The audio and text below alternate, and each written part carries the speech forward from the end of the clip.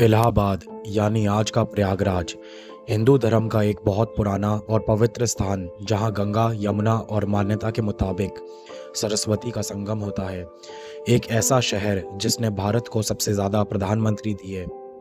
ये वही ज़मीन है जहां चंद्रशेखर आज़ाद जैसे क्रांतिकारी ने देश के लिए अपनी जान कुर्बान की और जहां से कई बड़े कलाकार और राजनीतिक हस्तियां निकली। दुनिया का सबसे बड़ा धार्मिक मेला महाकुंभ मेला भी इसी धरती पर लगता है, जहां करोड़ों श्रद्धालु आस्था की डुबकी लगाने आते हैं। लेकिन इसी शहर ने एक ऐसे नाम को भी जन्म दिया जिसने इलाहाबाद की तस्वीर और पहचान को एक अलग ही वजह से बदल दिया। एक ऐसा नाम जिसे लोग डर, दबदबे और बाहुबल के साथ जोड़कर देखने लगे। सापा की सरकार थी। अतीक अहमद में अतीक अहमद का नाम लिखा हुआ था तो थानेदार ने एफआईआर करने को मना कर दी। अतीक अहमद के पूरे गुर्गों ने ताबड़तोड़ फायरिंग करी, मारपीट करी बीच बाजार में, बेनीगंज में। एफआईआर हुई, कचड़े के डब्बे में चली गई, कोई भी गिरफ्तारी नहीं हुई। जी अलग थे, अशरफ अलग थे। एक हमारे बेनीगंज का लड़का था, उसको दिन दहाड़े गोली मार दिया। उनके नाम से सब कांपते थे जी। हम गए, आईजी डीआईजी सगल गए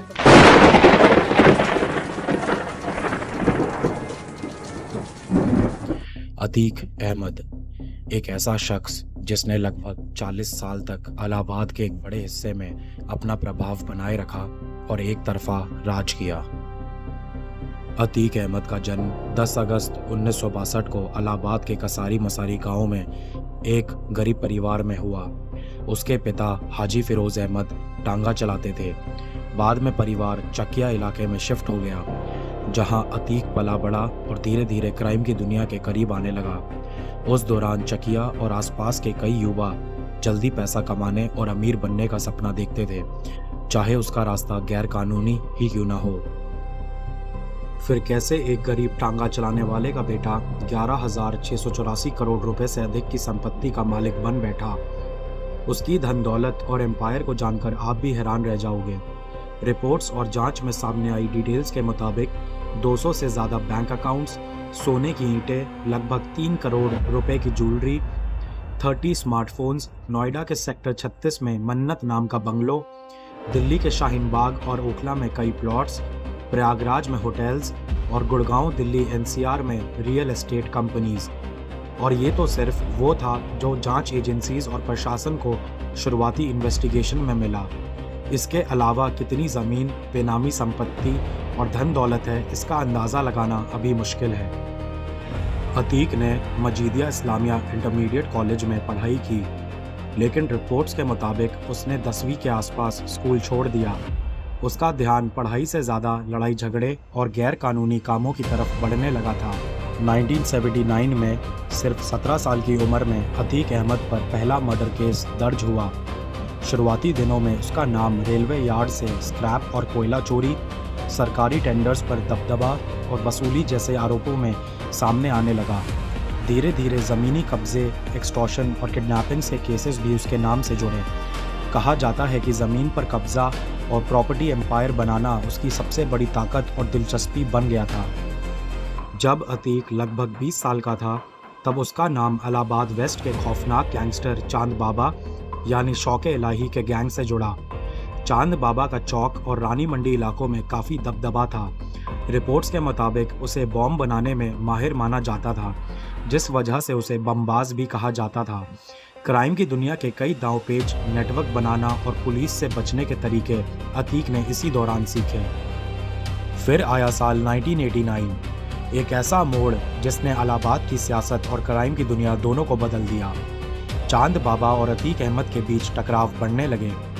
दोनों राजनीतिक प्रभाव चाहते थे, क्योंकि 1986 में उत्तर प्रदेश के चीफ मिनिस्टर वीर बहादुर सिंह ने पुलिस को सख्त आदेश दिए अतीक अहमद के गैंग को ख़त्म करने के। पुलिस एनकाउंटर या दूसरी गैंग से बचने के लिए उसने राजनीति में आने का फैसला लिया। राजनीति ही उसे पुलिस और दूसरे गैंग के खतरों से पूरी सेफ्टी दे सकती थी। इसी दौरान अतीक अहमद ने इलाहाबाद वेस्ट से इंडिपेंडेंट कैंडिडेट के रूप में चुनाव लड़ने का फैसला कर लिया। रिपोर्ट्स के मुताबिक इसके बाद दोनों पक्षों के बीच तनाव और गैंग राइवलरी और बढ़ गई। वोटिंग के बाद काउंटिंग वाले दिन रोशनबाग इलाके में दोनों पक्ष आमने सामने आ गए और हिंसा भड़क उठी। गोलियां और बॉम्ब्स चले, जिसमें चांद बाबा की मौत हो गई। चुनाव के नतीजे आए और अतीक अहमद 25,906 वोट से जीत गया और चांद बाबा को मिले 9,281 वोट।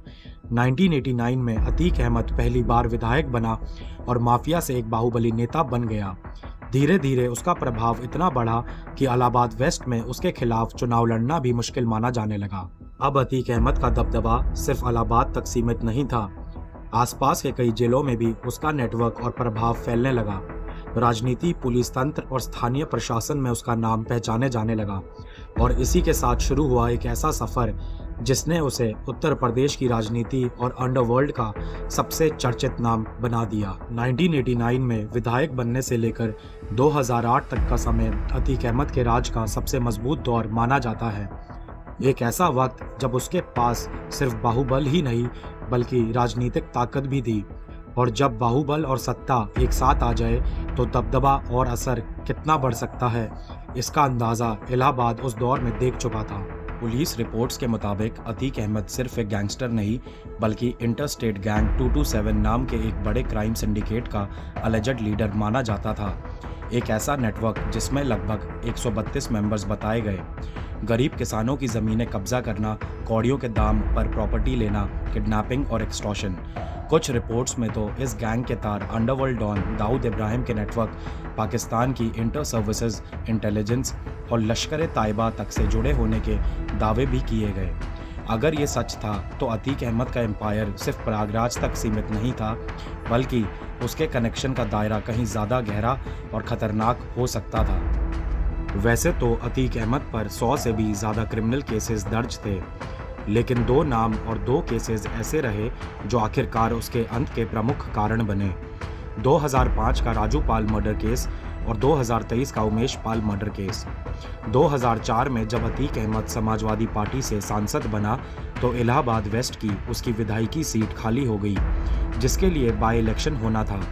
अतीक ने अपने छोटे भाई अशरफ अहमद को वहां से कैंडिडेट बनाया, लेकिन राजू पाल ने बीएसपी के प्रत्याशी के रूप में अशरफ को 4,818 वोट से हरा दिया। कहा जाता है कि ये हार अतीक अहमद के लिए सिर्फ सियासी हार नहीं थी बल्कि उसके दबदबे और अभिमान को चैलेंज करने वाली थी। उसे लगा कि ये उसकी बेइज्जती थी। फिर 25 जनवरी 2005 को दिन के वक्त सुलेम सराय इलाके में जब राजू पाल अपने घर लौट रहे थे तब उनकी गाड़ी को घेर कर उन पर अंधाधुंध फायरिंग की गई। रिपोर्ट्स के मुताबिक जब उन्हें हॉस्पिटल ले जाया जा रहा था तब बीच बाजार में एक बार फिर उनकी गाड़ी रोककर फायरिंग की गई ताकि वो बच ना पाए। हैरानी की बात यह थी कि इस हत्या से ठीक 9 दिन पहले 17 जनवरी 2005 को राजू पाल की शादी हुई थी। इस केस का असर सालों बाद फिर सामने आया जब 24 फरवरी 2023 को राजू पाल मर्डर केस के मुख्य गवाह और राजू पाल के करीबी उमेश पाल की प्रयागराज में सरेआम दिन दहाड़े हत्या कर दी गई। माना जाता है कि यही 2 केसेस, राजू पाल मर्डर और उमेश पाल मर्डर, आखिरकार अतीक अहमद के डाउनफॉल और अंत के सबसे बड़े कारण बने।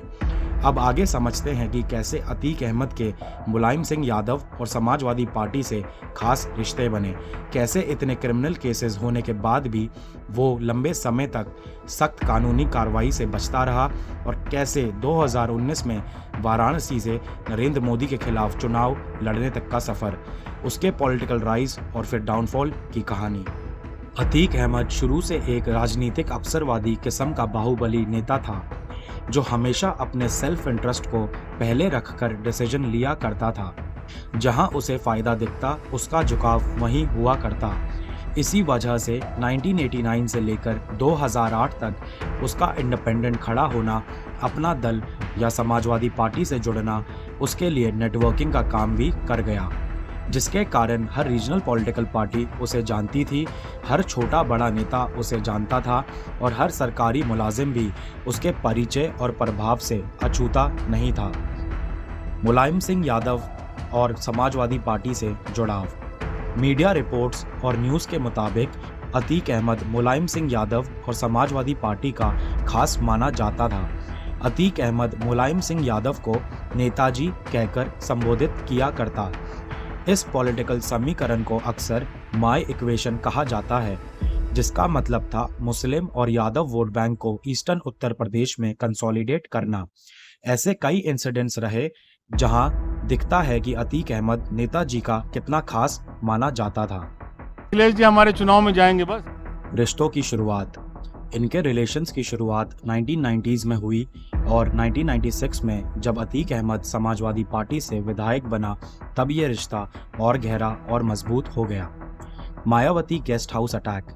1993 में बहुजन समाज पार्टी और समाजवादी पार्टी की गठबंधन सरकार बनी जिसमें नेताजी चीफ मिनिस्टर बने, लेकिन 1995 आते आते दोनों पार्टीज के रिश्ते काफ़ी खराब हो चुके थे।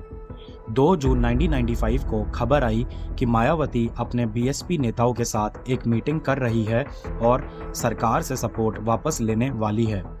इस खबर के बाद समाजवादी पार्टी के कुछ नेता और वर्कर्स बाहुबली अतीक अहमद और उसके आदमियों के साथ स्टेट गेस्ट हाउस मीराबाई मार्ग लखनऊ पहुंचे। वहां मायावती और उनके नेताओं के साथ फिजिकल असॉल्ट हुआ। मायावती को जाति सूचक शब्द और गालियां दिए जाने के आरोप भी लगे। रिपोर्ट्स के मुताबिक मायावती ने किसी तरह कुछ नेताओं के साथ खुद को एक रूम में लॉक कर लिया जहां उन्हें बीजेपी नेता ब्रह्मदत्त द्विवेदी ने बचाया। कुछ रिपोर्ट्स में ये भी सामने आया कि बीएसपी के कुछ दलित नेताओं को अलेजेडली जबरदस्ती ले जाने की बात कही गई ताकि वो समाजवादी पार्टी को सपोर्ट करें। मायावती ने कई बार पब्लिक स्पीचेस और मीडिया में कहा कि अतीक अहमद उन्हें डराने नहीं बल्कि जान से मारने आया था। ये अटैक अतीक अहमद को काफ़ी भारी पड़ा क्योंकि जब जब मायावती की सरकार बनी उन्होंने अतीक अहमद और उसके नेटवर्क पर सख्त एक्शन लिया। खासकर 2007 में जब बीएसपी की सरकार बनी, स्ट्रिक्ट पुलिस एक्शन, उसके नेटवर्क पर दबाव, प्रॉपर्टीज पर कार्रवाई और उसके गैंग और फैमिली मेंबर्स पर कानूनी एक्शन बढ़ा दिया गया। इस घटना के बाद लगभग 24 साल तक बीएसपी और समाजवादी पार्टी के रिश्ते लगभग खत्म से रहे। हालांकि 2019 लोकसभा इलेक्शंस में मायावती ने समाजवादी पार्टी के साथ अलायंस कर लिया था, लेकिन अतीक अहमद को लेकर उनका रुख कभी नरम नहीं हुआ। इस घटना से ये भी दिखता है कि अतीक अहमद नेताजी का कितना खास और वफादार कार्यकर्ता माना जाता था। 2003 में समाजवादी पार्टी को सपोर्ट। 2003 में बीएसपी बीजेपी सरकार गिरने के बाद नेताजी ने अपनी सरकार बनाने का दावा किया, लेकिन 403 मेंबर वाली उत्तर प्रदेश विधानसभा में समाजवादी पार्टी के पास सिर्फ 187 सीट्स थी।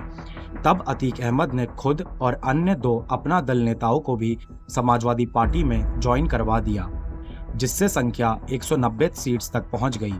2002 उत्तर प्रदेश विधानसभा इलेक्शंस में अपना दल ने सिर्फ 3 सीट्स जीती थी और अतीक अहमद उसका स्टेट प्रेसिडेंट भी था।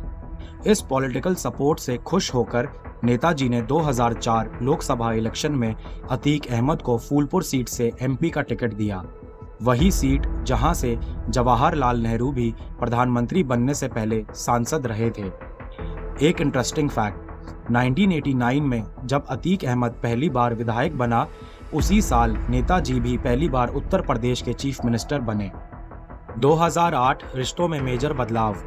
अब तक नेताजी और अतीक अहमद के रिश्ते सही चल रहे थे, लेकिन 2008 में इनके संबंधों में एक बड़ा बदलाव आया। India US civil nuclear deal, trust vote. Samajwadi Party ने मनमोहन सिंह की यूपीए सरकार को सपोर्ट करने का फैसला किया और अपने सभी एमपीज को व्हिप जारी किया कि संसद में सरकार के सपोर्ट में वोट देना है। लेकिन जैसा कि शुरू में बताया गया, अतीक अहमद अक्सर सेल्फ इंटरेस्ट को पहले रखता था, इसलिए उसने समाजवादी पार्टी लीडरशिप और नेताजी के खिलाफ जाकर मनमोहन सिंह की सरकार के विरुद्ध वोट कर दिया। कहा जाता है कि अतीक अहमद को लगा था कि मनमोहन सिंह की सरकार गिर जाएगी और क्योंकि मायावती की बीएसपी भी सरकार के खिलाफ थी, तो शायद इस कदम से मायावती के साथ उसके रिश्ते नॉर्मल हो जाएंगे। साथ ही बीएसपी सरकार के दौरान उस पर जो स्ट्रिक्ट एक्शन हो रहे थे, उनमें भी राहत मिल सकती थी। एक तरफ से वो अपने पॉलिटिकल फायदे के लिए बीएसपी और मायावती का खास बनना चाह रहा था, लेकिन दाव उल्टा पड़ गया। मनमोहन सिंह की सरकार बच गई और मायावती से उसके रिश्ते भी नहीं सुधरे। इस धोखे के बाद नेताजी और समाजवादी पार्टी के साथ अतीक अहमद के रिश्ते काफ़ी खराब हो गए और 2008 में उसे पार्टी से निकाल दिया गया। डाउनफॉल की शुरुआत।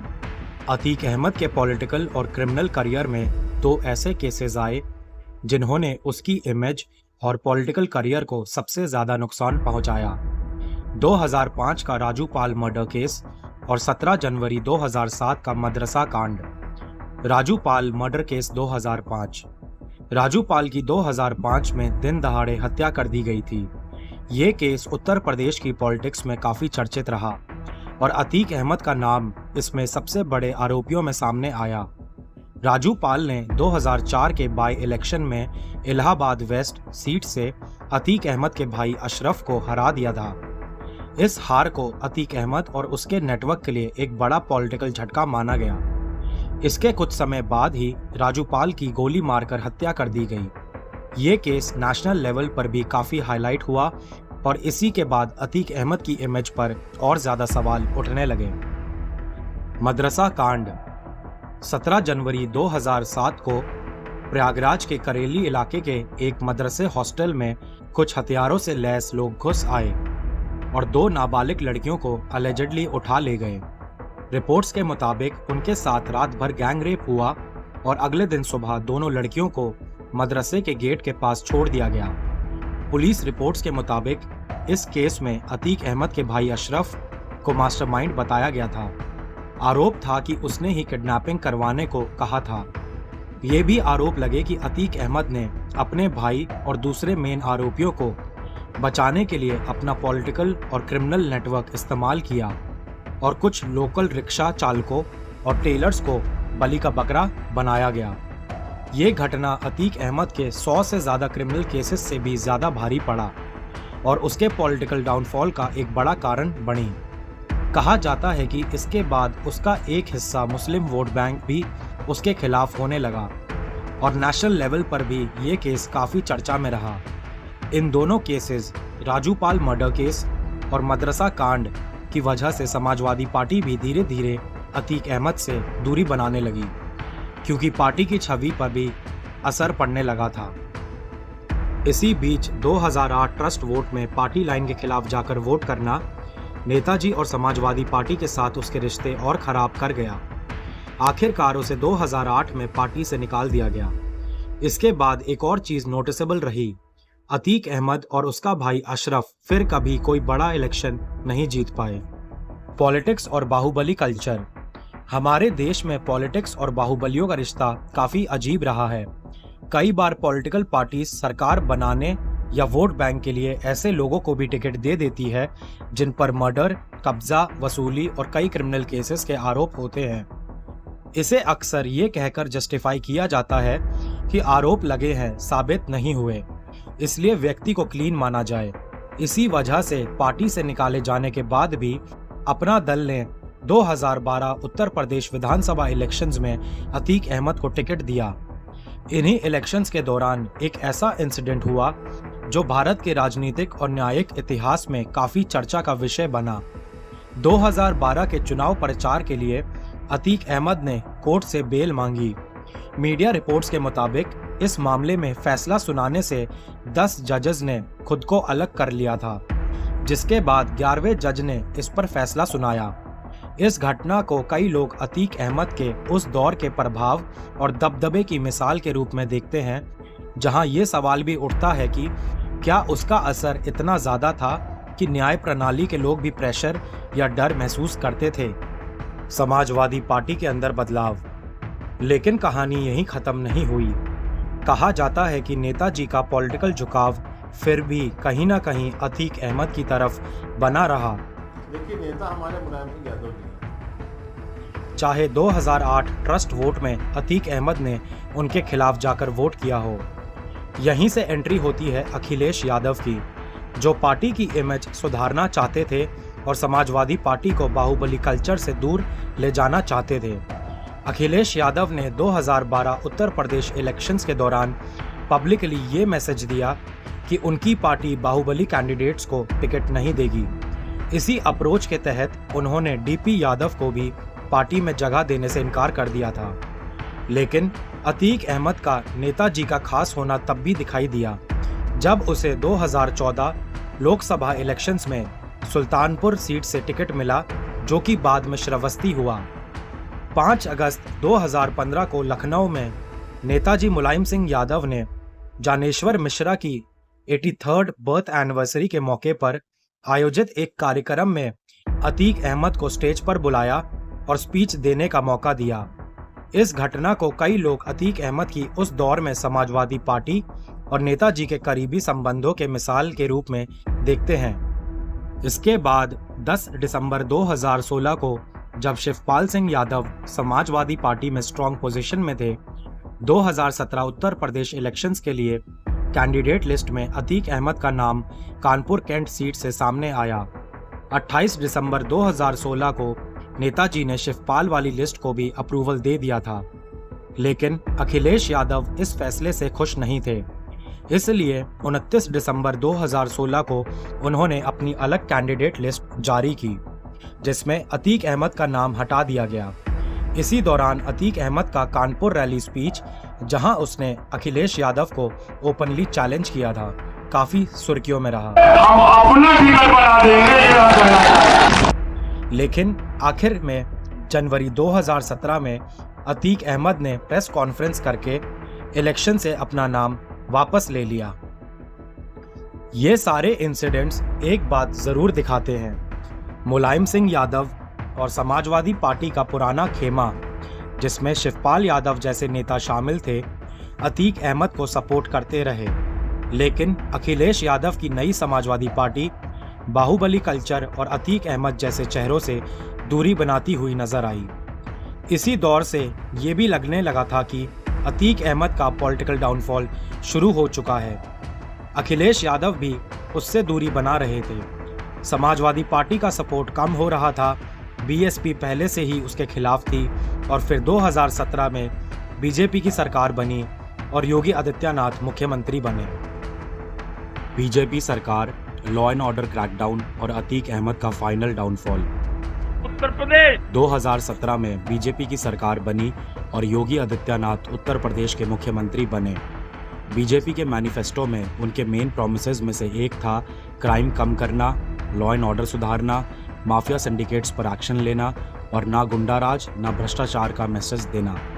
हाल ही में बीजेपी सरकार ने अपनी 9 ईयर लॉ इन्फोर्समेंट रिपोर्ट भी इशू की, जिसमें 2017 से 2026 तक 17,043 पुलिस एनकाउंटर्स का जिक्र किया गया। इससे ये कंफर्म होता है कि सरकार का फोकस बाहुबली कल्चर और ऑर्गेनाइज्ड क्राइम पर एक्शन लेना तय था। शुअर्ट्स यूनिवर्सिटी असॉल्ट केस। लेकिन बीजेपी सरकार बनने से थोड़ा पहले अतीक अहमद का एक और केस नेशनल लेवल पर हाईलाइट हुआ। 14 दिसंबर 2016 का शुअर्ट्स यूनिवर्सिटी असॉल्ट केस। ये case Sam Higginbottom university of agriculture, technology and sciences से जुड़ा था और कई लोग इससे वो आखिरी बड़ा केस मानते हैं जिसके बाद अतीक अहमद जेल से फिर कभी बाहर नहीं आ पाया। रिपोर्ट्स के मुताबिक यूनिवर्सिटी ने 2 स्टूडेंट्स को चीटिंग के आरोप में रस्टिकेट कर दिया था। कहा जाता है कि इन दोनों स्टूडेंट्स ने अतीक अहमद को अप्रोच किया और मसल पावर का इस्तेमाल करके यूनिवर्सिटी एडमिनिस्ट्रेशन पर फैसला वापस लेने का दबाव बनाना चाहा। इसके बाद आरोप लगा कि अतीक अहमद अपने लोगों के साथ यूनिवर्सिटी पहुंचा और कॉलेज स्टाफ के साथ मारपीट की, जिसका वीडियो भी कैमरा में रिकॉर्ड हुआ। इस इंसिडेंट के बाद स्टेट और नेशनल लेवल पर काफ़ी चर्चा हुई और अतीक अहमद के खिलाफ एक्शन लेने की मांग तेज हो गई। आखिरकार 11 फरवरी 2017 को अतीक अहमद को गिरफ्तार कर लिया गया। इसके बाद योगी सरकार ने अतीक अहमद के पुराने क्रिमिनल केसेस को अग्रेसिवली परसुए करना शुरू किया और ये इंश्योर करने की कोशिश की गई कि वो आसानी से जेल से बाहर ना आ सके। सुप्रीम कोर्ट ऑर्डर अप्रैल 2019। अप्रैल 2019 में जब अतीक अहमद देवरिया जेल में बंद था, उस पर आरोप लगा कि उसने मोहित जायसवाल नाम के एक लखनऊ के बिजनेसमैन को अलेजेडली किडनैप करवाकर जेल में बुलाया, उसके साथ मारपीट की और पुलिस कर्मियों से भी पिटवाया। ये भी आरोप लगा कि अतीक अहमद जेल के अंदर से ही अपना क्राइम सिंडिकेट ऑपरेट कर रहा था।